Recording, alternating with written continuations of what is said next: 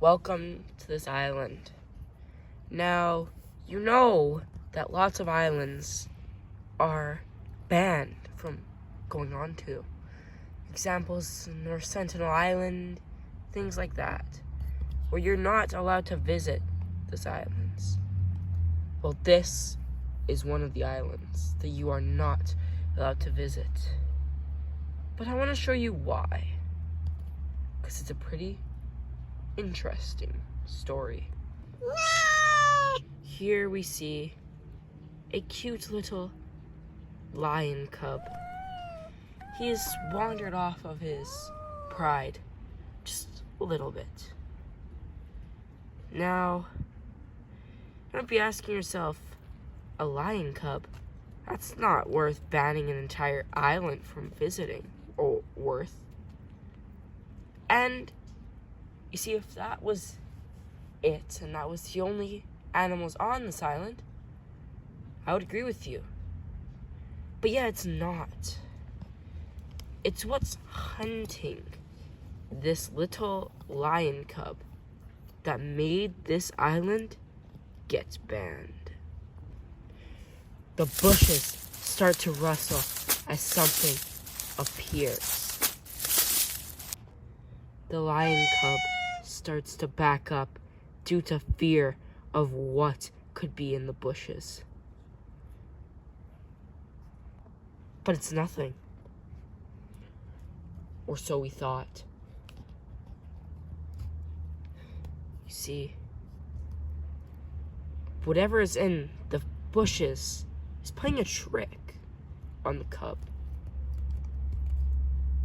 Hunting tactics that it learned over millions of years. A Tryptosaurus leaps and bites down on the cub's neck. The Tryptosaurus starts to feed on the dead lion carcass. You see, this island holds creatures thought to be extinct for millions of years. And now, we would like to take you on a trip. A trip showing you what this island is like. Over here, we have a couple of herbivores grazing and feasting on the very edges of the jungle. You see, they're quite content living the way they are. After all, that's how they have been living for over 66 million years. But you see, this island deals with a lot of severe weather. A rainstorm, and a severe one at that, just happened. So now, many animals are wet, which can cause coldness, but overall, it is fine. Not many animals are affected by this. It's nice and peaceful over here, with the animals just being content on where they are. You see, being content wouldn't be the way I put it in a matter of minutes. A lone log. But what is there? A Carcharodontosaurus stands there, watching over his next meal. He moves a little closer, trying to get a better angle at what he might be eating. You see, he is one of the big predators, you could say, with animals such as Tyrannosaurus rex, Giganotosaurus, Spinosaurus, animals that are ginormous, massive, any really thing of that line. This is what this man is a part of. Now, we will call him Redneck. Not after the, people, but after his very red neck coloring he has. You see, he's playing the long game. He knows that if he strikes very fast, there's a very low chance he'll get prey. So he plays the waiting game, and he starts to move up. Eventually, he gets it very close. He's right next to the herd.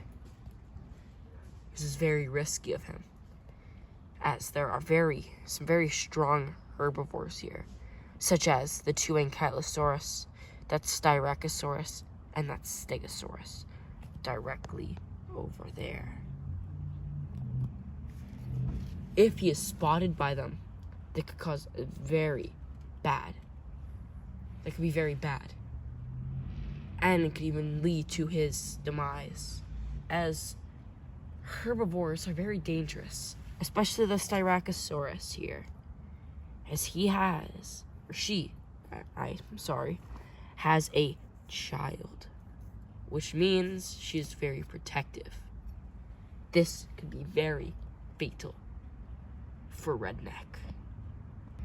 Eventually, Redneck gets so close, he's within a bite distance of the Styracosaurus. The Styracosaurus stands there, unknowing about what's going to happen. The Redneck leaps and bites down on the thigh of the Styracosaurus. The Styracosaurus instantly moves, obviously hurt by the bite. She gets ready to fight Redneck. The others form more of a shield to protect the weaker herbivores. The Styraco gets ready for a duel. Redneck also gets ready. Redneck bites first, getting a hit on the Styraco's horns, on its frill. But the Styraco pushes off.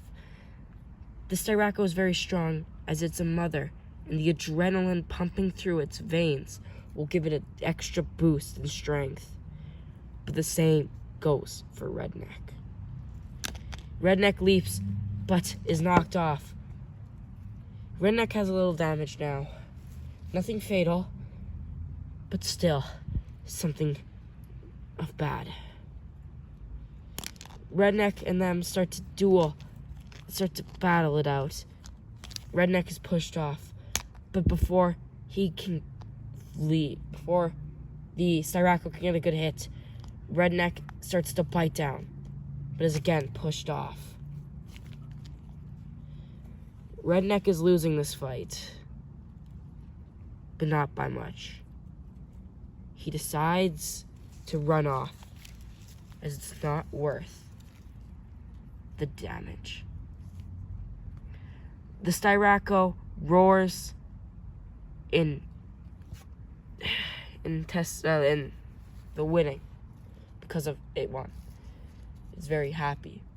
Well, dinosaurs don't really feel emotion, but it is very content with its current state. Redneck stands there, completely and utterly humiliated from that loss. He's a giant carnivore that should easily be able to take down a Styracosaurus. But again, he is only a juvenile. That was one of his first times hunting a armored herbivore. He walks off, going to scavenge for the day. Thank you guys for watching the pilot episode for An Island Lost to Time.